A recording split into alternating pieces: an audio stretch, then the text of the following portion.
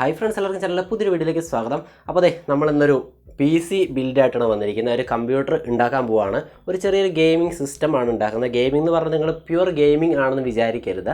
ഒരു ലോ ബഡ്ജറ്റിലാണ് ഒരു സിസ്റ്റം ഉണ്ടാക്കുന്നത്. അത്യാവശ്യം ബേസിക് പെർഫോമൻസ് എന്ന് പറഞ്ഞാൽ ഗെയിമിംഗ് ലെവലിൽ ബേസിക് പെർഫോമൻസ് തരാൻ പറ്റുന്ന AMDയുടെ റൈസൺ ഗെയിമിംഗ് പ്രോസറും വെച്ച് ഒരു ബഡ്ജറ്റായിട്ടുള്ള മദർ ബോർഡ്, ബഡ്ജറ്റായിട്ടുള്ള റാം, ബാക്കി എല്ലാ സാധനവും ബഡ്ജറ്റിൽ ഒതുങ്ങുന്ന സാധനമാണ്. എല്ലാം കൂടി കൂട്ടി ഒരു 30,000 രൂപയ്ക്ക് താഴെ, മാക്സിമം 30,000 രൂപ അതിലുണ്ടാക്കിയ ഒരു സിസ്റ്റമാണ്. അപ്പോൾ നിങ്ങളിതൊരു കംപ്ലീറ്റ് ഒരു ഹൈ ലെവൽ ഗെയിമിംഗ് PC എന്നുള്ള ലെവൽ ഇതിനെ കാണരുത്. ഓക്കെ, നമുക്ക് ഒരു 30,000 രൂപയ്ക്കാണ് കംപ്ലീറ്റ് PC ഞാനിവിടെ സെറ്റ് ചെയ്യുന്നത്. 30,000 രൂപയ്ക്ക് നിങ്ങൾക്കൊരു CPU മാത്രം ബിൽഡ് ചെയ്യാനേ പറ്റുള്ളൂ ഗെയിമിംഗ് ലെവൽ എടുക്കുകയാണെന്നുണ്ടെങ്കിൽ. അപ്പോൾ ഓക്കെ, നമുക്ക് എന്തായാലും ഇത് ബിൽഡ് ചെയ്യാം. അപ്പോൾ ഈ ഒരു 30,000 രൂപയുടെ ബിൽഡിൽ ഞാൻ ഉപയോഗിച്ച സ്ക്രീന് ഞാനിവിടെ ഐകാർഡിൽ വീഡിയോ ഇട്ടിട്ടുണ്ട്. ഞാൻ കഴിഞ്ഞ വീഡിയോ അപ്ലോഡ് ചെയ്തതാണ്. അതാണ് ഞാൻ ഉപയോഗിച്ചിരിക്കുന്ന സ്ക്രീന്. അപ്പോൾ 5,500 രൂപയുടെ സ്ക്രീന് അവിടെ മാറ്റി വെച്ചേക്കാം. പിന്നെ ഇവിടെ ഞാൻ ഉപയോഗിക്കുന്ന പ്രോസസ്സർ എന്ന് പറയുന്നത് AMD Ryzen 3 ആണ്. അതിൻ്റെ 3200G എന്ന് പറഞ്ഞ ഒരു ബേസിക് ഗെയിമിംഗ് പ്രോസസ്സറാണ് ഉപയോഗിച്ചിരിക്കുന്നത്. 3.6 GHz ആണ് ഇതിൻ്റെ ക്ലോക്ക് സ്പീഡ്. നമുക്ക് ഓവർ ക്ലോക്കിംഗ് വഴി 4 GHz വരെ കൂട്ടാൻ പറ്റും. പ്ലസ് ഇതിൽ 6 MB ക്യാഷ് മെമ്മറി ഉള്ളൂ. നമ്മുടെ ഈ ഒരു ബഡ്ജറ്റിൽ ഇതൊക്കെ തന്നെ നമുക്ക് ബിൽഡ് ചെയ്യാൻ പറ്റുള്ളൂ. അപ്പോൾ ഇതാണ് നമ്മൾ ഉപയോഗിക്കുന്ന പ്രോസസ്സർ. 8500 രൂപയാണ് പ്രോസസ്സർ. പിന്നെ ഇവിടെ ഉപയോഗിക്കുന്ന റാം എന്ന് പറഞ്ഞു കഴിഞ്ഞാൽ DDR4 ആണ്. ഇത് DDR4 സപ്പോർട്ടീവ് ആയിട്ടുള്ള ഒരു പ്രോസസ്സർ ആയതുകൊണ്ട് DDR4 ബേസിക് ആണ്, കുറഞ്ഞ റാമാണ്. 2400 MHz, അതായത് 2.4 GHz ആണ് ഇതിൻ്റെ സ്പീഡ് വരുന്നത്. DDR4 ആണ്. ഇത് ഗെയിമിങ്ങിനുള്ളതല്ല. ഗെയിമിങ്ങിനുള്ളതാണെന്നുണ്ടെങ്കിൽ ഇതിന് പുറത്തൊരു എക്സ്ട്രാ അലൂമിനിയത്തിൻ്റെ ആ ഒരു ഹീറ്റ് സിങ്കൊക്കെ വരുന്നുണ്ട്. അപ്പോൾ 3500 രൂപയാണ് റാമിൻ്റെ റേറ്റ്. അപ്പോൾ ഇത് മാറ്റി വെക്കട്ടെ.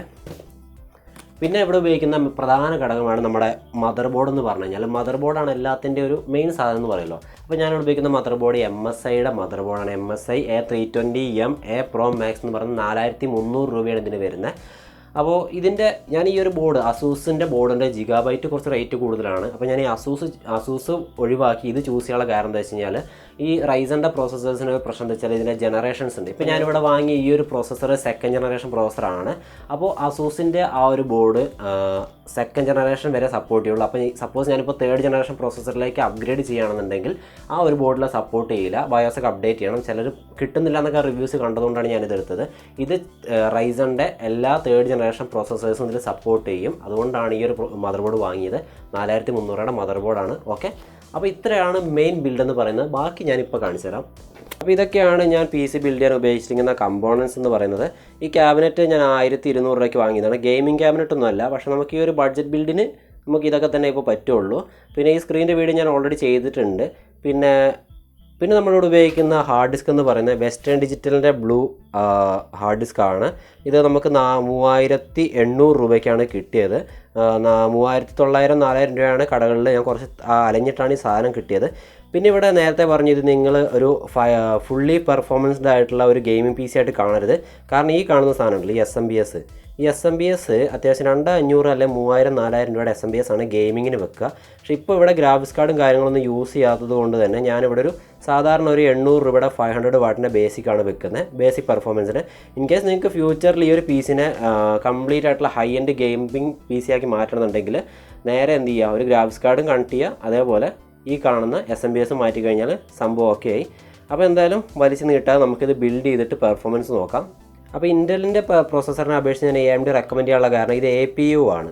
അതായത് ഇതിൽ ഗ്രാഫിക്സ് പ്രോസസ്സറും കൂടി ഇൻബിൽഡ് ആയിട്ട് വരുന്നത്. അതായത് ഗ്രാഫിക്സ് കാർഡ് ഇല്ലാതെ തന്നെ നമുക്ക് ഈ ഒരു റൈസൺ ഈ AMD പ്രോസസ്സേഴ്സ് വർക്ക് ചെയ്യും. അത് AMD പ്രോസസ്സറിനെ പറ്റി അറിയാവുന്നവർക്ക് അറിയുന്നുണ്ടായിരിക്കും. അധികം ആൾക്കാരും ഗെയിമിങ്ങിന് AMD റെക്കമെൻഡ് ചെയ്യാനുള്ള കാരണം അതിനുള്ളിൽ തന്നെ ഇൻബിൽഡ് ആയിട്ട് നമുക്ക് ചെറിയൊരു GPU യൂണിറ്റ് വരുന്നുണ്ട്. അത്യാവശ്യം നല്ല ഗ്രാഫിക്സ് മെമ്മറി അതിൽ തന്നെ വരുന്നുണ്ട്. അപ്പോൾ ഇതാണ് പ്രോസസ്സർ, Ryzen 3 പ്രോസസ്സർ. സ്റ്റിക്കർ ഉണ്ട്. പ്രോസസ്സറിനൊപ്പം നമുക്ക് കൂളർ ഫാനിൽ കിട്ടുന്നുണ്ട്. മോസ്റ്റ് കോമൺ ആണ്. പിന്നെ ഇതിൻ്റെ കൂളർ ഫാൻ കാണാൻ തന്നെ ഒരു ചെറിയ അത്യാവശ്യം നല്ലൊരു ലുക്കാണ്. ഇതിൻ്റെ കൂളർ ഫാനിന് അത്യാവശ്യം നല്ലൊരു ലുക്കാണ്. വയറൊക്കെ ഉണ്ടല്ലോ, അത്യാവശ്യം നല്ലൊരു പ്രീമിയം ലുക്കായിട്ടുള്ളൊരു വയറാണ്. പിന്നെ ഇതിൽ ഓൾറെഡി ഇതിൻ്റെ ഹീറ്റ് സിങ്കിൻ്റെ പേസ്റ്റ് ഓൾറെഡി ആഡായിട്ട് വരുന്നുണ്ട്. അപ്പോൾ നമുക്ക് ഹീറ്റ് സിങ്ക് പേസ്റ്റ് വേറെ വാങ്ങേണ്ട ആവശ്യമില്ല, ഇത് ഓൾറെഡി വരുന്നുണ്ട്. അപ്പോൾ ഇത് നമുക്ക് അതിനുള്ളിൽ തന്നെ വെച്ചേക്കാം, കുറച്ചെടുക്കാം. പിന്നെ റാം ഓൾറെഡി ഞാൻ പറഞ്ഞു, ഇതൊരു ഗെയിമിംഗ് റാം അല്ല, ബേസിക് ആണ്. DDR4 ആയിട്ടുള്ളൊരു ബേസിക് 8GB റാമാണ്. 2400 MHz റാമാണ്. ഓക്കെ, ഇതാണ് mother board. MSI A320M Pro Max. അപ്പോൾ ഈ മദർ ബോർഡിനെ പറ്റി പറയുകയാണെന്നുണ്ടെങ്കിൽ ഇത് AM4 സോക്കറ്റ് മദർ ബോർഡാണ്. അതായത് ഇനി ലേറ്റസ്റ്റ് വരുന്ന ഈ AMDയുടെ പ്രോസസ്സൊക്കെ സപ്പോർട്ട് ചെയ്യും. 3rd ജനറേഷൻ വരെ ബയോസ് സപ്പോർട്ടഡ് ആണ്. പിന്നെ ഇതിൽ ഓൾറെഡി ഇവിടെ നോക്കിക്കഴിഞ്ഞാൽ നിങ്ങൾക്ക് കാണാൻ പറ്റും ഇതൊരു M2 നമ്മുടെ SSDയുടെ പോർട്ടാണ്. SSD കാർഡ് ഇടാനുള്ളൊരു പോർട്ടാണ് ഈ കൊടുത്തേക്കുന്നത്. ഓക്കെ, അപ്പോൾ ഇതിൽ AMDയുടെ പ്രോസസ്സർ സ്യൂട്ടാക്കണമെന്നുണ്ടെങ്കിൽ ഈ ഒരു Ryzen പ്രോസസ്സർ സ്യൂട്ടാക്കണമെന്നുണ്ടെങ്കിൽ ഈ ഒരു സാധനം ഊരിക്കളയണം. കാരണം ഇതിൻ്റെ ആവശ്യം ഇവിടെ വരുന്നില്ല. ഇത് ഊരി മാറ്റിയിടണം നമുക്ക് ആ ഒരു സ്റ്റീൽ കൂളർ ഇതിൽ വെക്കാനായിട്ട്. അപ്പോൾ ഈ മദർ ബോർഡിൽ വരുന്ന പോർട്ടുകൾ DVI പോർട്ടാണ്. DVI, HDMI ബാക്കി കോമൺ ആണ്. പക്ഷേ ഇതിൽ VGA പോർട്ട് ഇല്ല. അപ്പോൾ ഞാൻ കഴിഞ്ഞ ദിവസം വാങ്ങിയ സ്ക്രീനിൽ VGA പോർട്ടാണ്. അപ്പോൾ ഇതിൻ്റെ ഒരു കൺവേർട്ടർ ഞാൻ വാങ്ങിയിട്ടുണ്ട്. DVI to VGA port converter വാങ്ങിയിട്ടാണ് ഞാനിവിടെ യൂസ് ചെയ്യാൻ പോകുന്നത്. അപ്പോൾ ഇനി ഇത്ര സംഭവങ്ങളൊക്കെ അല്ലോ, ഇനി നമുക്കിത് ബിൽഡ് ചെയ്യാം.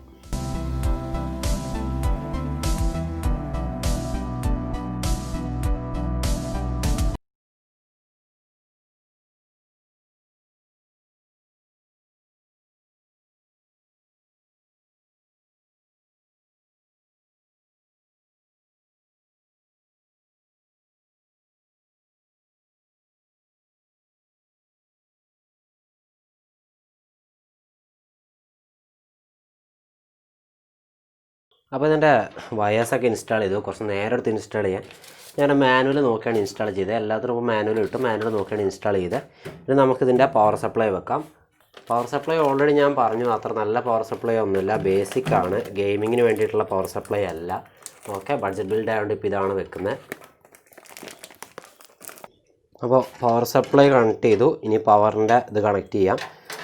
24 പിന്ന് ഇവിടെ കണക്ട് ചെയ്യാനുള്ള ഓപ്ഷൻ ഉണ്ട്. 24 പിന്ന് കണക്ട് ചെയ്തു. ഇനി ഇതിൽ ഈ 4 പിന്ന്, ഈ 4 പിന്ന് മദർ ബോർഡിൻ്റെ മേലെ ആയിട്ടൊരു ഓപ്ഷൻ ഉണ്ട്, ഒരു പോർട്ട് ഉണ്ട്, അവിടേക്ക് കണക്ട് ചെയ്തു. ഓക്കെ, ഹാർഡ് ഡിസ്കിലേക്കുള്ള പവർ കൊടുത്തു. ഇനി നമുക്ക് സാറ്റ കേബിൾ കണക്ട് ചെയ്യാം. അപ്പോൾ നമുക്ക് മദർ ബോർഡിനൊപ്പം തന്നെ സാറ്റ കേബിൾ കിട്ടുന്നുണ്ട്. MSIയുടെ സാറ്റ കേബിൾ കിട്ടുന്നുണ്ട്. അപ്പോൾ ഈ ക്യാബിനറ്റിൻ്റെ ഒപ്പം കിട്ടിയ പവർ കേബിളാണിത്. ഇത് വലിയ ക്വാളിറ്റി ഒന്നുമില്ല. ഇത് മാറ്റുന്നതായിരിക്കും എന്തുകൊണ്ട് നല്ലത്. ഇപ്പോൾ രാത്രി ആയതുകൊണ്ട് ഇനിയിപ്പോൾ നാളെ മാറ്റാം. തൽക്കാലം ഇത് വെക്കാം. ഇത് ലോഡൊന്നും വലിക്കാൻ പ്രശ്നമായിരിക്കും. അപ്പോൾ ഇത് തൽക്കാലം വെച്ചാൽ ഒന്ന് ചെക്ക് ചെയ്യാം.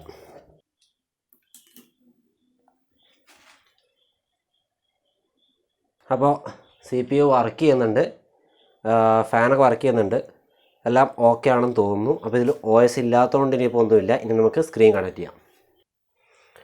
അപ്പോൾ ഇനി ഇത് മെല്ലെ അങ്ങോട്ട്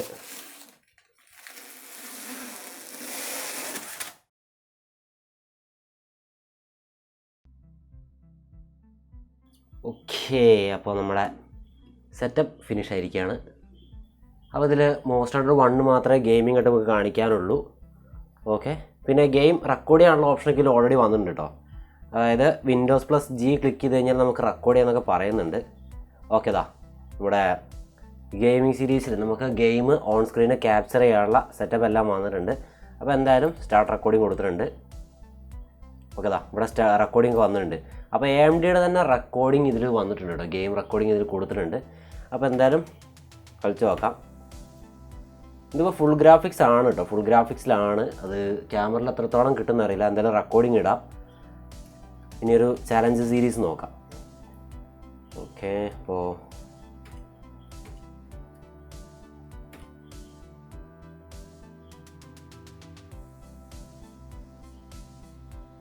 ഗെയിമൊക്കെ പെട്ടെന്ന് ലോഡാകുന്നുണ്ട്. SSD അല്ല, നമ്മൾ ഹാർഡ് ഡിസ്ക് ആണ് ഇൻസേർട്ട് ചെയ്തേക്കുന്നത്. അപ്പോൾ SSD ആണെങ്കിൽ കുറച്ചുകൂടി ബെറ്റർ പെർഫോമൻസ് ആയിരിക്കും. അപ്പോൾ ഇത് ഹാർഡ് ഡിസ്ക് ആയതുകൊണ്ട് തന്നെ കുഴപ്പമില്ല, നല്ല അടിപൊളി. ഇത് ഹൈ ഗ്രാഫിക്സ്, ഇതിൽ NFS മോസ്റ്റ് ആയിട്ട് 1 മാക്സിമം ഉള്ള ആ ഒരു ഇതിൽ തന്നെയാണ് ഇപ്പോൾ ഇട്ടേക്കുന്നത്. അപ്പോൾ ഇതൊക്കെ എൻ്റെ പേഴ്സണൽ സിസ്റ്റത്തിൽ ഇതൊക്കെ ഫുൾ അപ്ഗ്രേഡിൽ ഈ ഒരു ഫുൾ എന്താ പറയുക സെറ്റിങ്സിൽ വർക്ക് ചെയ്യില്ല, ഫുൾ ഹാങ് ആയിരിക്കും. അപ്പോൾ ഇത് കൂളായിട്ട് വർക്ക് ചെയ്യുന്നുണ്ട്. അപ്പോൾ എന്തായാലും GTA 5ഉം 4ഒക്കെ നല്ല അടിപൊളിയായിട്ട് കൂളായിട്ട് വർക്ക് ചെയ്യും. അപ്പോൾ അതെ, ഇതാണ് ഇതിൻ്റെ ഡിസ്പ്ലേ സെറ്റിങ്സ് വരുന്നത്. ഇതിൽ നോക്കി കഴിഞ്ഞാൽ ഇതാണ് എന്നെ അത്ഭുതപ്പെടുത്തുന്ന ഏറ്റവും വലിയ കാര്യം എന്ന് പറഞ്ഞാൽ AMDയുടെ ഇൻബിൽഡ് ഗ്രാഫിക്സ് കാർഡ്. അതും എത്ര GB ആണെന്ന് ഇപ്പോൾ കണ്ടുപോകണം. 2 GB 2 GB ഇൻബിൽഡ്, അതായത് ഡെഡിക്കേറ്റഡ് വീഡിയോ മെമ്മറി ഉണ്ടോ, അത് 2 GB ആയിട്ട് പ്രോസസ്സറിൽ തന്നെ ഇൻബിൽഡ് വരുന്നതാണ് 2 GB ഗ്രാഫിക്സ് കാർഡ്. അടിയിൽ കാണുന്ന 3 GB എന്ന് പറയുന്നത് നമ്മുടെ 8 GB റാമിന്ന് ഷെയർഡ് ആയിട്ട് വരുന്നതാണ്. അങ്ങനെ ടോട്ടൽ 5 GB ഗ്രാഫിക്സ് ആണ് ഇപ്പോൾ ഇതിൽ കൊടുത്തിട്ടുള്ളത്. അപ്പോൾ ഇതാണ് എന്നെ ഏറ്റവും കൂടുതൽ അത്ഭുതപ്പെടുത്തിയൊരു കാര്യം എന്ന് പറഞ്ഞു കഴിഞ്ഞാൽ നമ്മുടെ ഇൻ്റലിനെ അപേക്ഷിച്ച് ഏറ്റവും കൂടുതൽ ആൾക്കാർ AMD ചൂസ് ചെയ്യാനുള്ള പ്രധാന കാരണം എന്ന് പറഞ്ഞാൽ അതിൽ ഇൻബിൽഡ് ആയിട്ട് വരുന്ന ആ ഒരു ഗ്രാഫിക്സ് തന്നെയാണ്. അതുകൊണ്ടാണ് ഞാനിവിടെ AMDയുടെ പ്രോസസ്സർ ചൂസ് ചെയ്തതും. ഇതൊരു ബഡ്ജറ്റ് ബിൽഡ് ആണെങ്കിൽ കൂടി അത്യാവശ്യം നല്ലൊരു ഗെയിമിംഗ് PC ആയിട്ട് നമുക്കിങ്ങനെ യൂസ് ചെയ്യാൻ പറ്റും. അപ്പോൾ നിങ്ങൾ ഹൈ ഗ്രാഫിക്സിൽ, അതായത് ഫുൾ ഗ്രാഫിക്സിലൊന്നും ഇതിനെ പ്രതീക്ഷിക്കരുത്. നിങ്ങൾക്ക് PUBG ഒക്കെ ഒരു മീഡിയം സെറ്റിങ്സിൽ പ്ലേ ചെയ്യാൻ പറ്റുമെന്നാണ് എൻ്റെ ഒരു പ്രതീക്ഷ വരുന്നത്. ഓക്കെ, PUBGയും GTA 5 ഒക്കെ. അപ്പോൾ ഗൈസ്, ഇത്രയുള്ള നമ്മുടെ PC ബിൽഡ്. ഇതിന് ഗെയിമിംഗ് വീഡിയോസൊക്കെ ഞാൻ പിന്നീട് അപ്ലോഡ് ചെയ്യാം. അപ്പോൾ ഇത് എന്തായാലും സെറ്റപ്പ് കംപ്ലീറ്റ് ആയിട്ടുണ്ട്. 30,000 രൂപ ബഡ്ജറ്റിൽ കൃത്യമായി നിന്നിട്ടുണ്ട്. ഇതിൻ്റെ എല്ലാ കമ്പോണൻസിൻ്റെയും പർച്ചേസ് ലിങ്ക് ഡിസ്ക്രിപ്ഷനിൽ കൊടുത്തിട്ടുണ്ട്. ഇതിൽ സത്യം പറഞ്ഞാൽ ഞാൻ അത്ഭുതപ്പെട്ടത് എന്താണെന്ന് വെച്ച് കഴിഞ്ഞാൽ ഇതിൻ്റെ ഇൻബിൽഡ് ഗ്രാഫിക്സ് ആണ്. 2 GB ഗ്രാഫിക്സ് പ്രോസസ്സറിൽ തന്നെ ഇൻബിൽഡ് ആയിട്ട് ഇത് വന്നിട്ടുണ്ട്. അപ്പോൾ സോഫ്റ്റ്വെയർ അപ്ഡേറ്റ് ചെയ്തപ്പോഴാണ് എനിക്ക് ആ ഒരു ഓപ്ഷൻ കിട്ടിയത്. എന്തോ ഒരു എക്സ്റ്റേണൽ ഗ്രാഫിക്സ് കാർഡ് ഇല്ലാതെ തന്നെ ഒരു 2 GB ഗ്രാഫിക്സ് ഈ ഒരു 8500 രൂപയുടെ പ്രോസസ്സറിൽ അവർ കൊടുക്കുന്നു. അതാണ് ഏറ്റവും വലിയ കാര്യം. അതുകൊണ്ട് തന്നെയാണ് ഞാൻ AMD റെക്കമെൻഡ് ചെയ്യുന്നതും. അപ്പോൾ ഗൈസ്, നമുക്ക് അടുത്തൊരു വീഡിയോയിൽ വീണ്ടും കാണാം.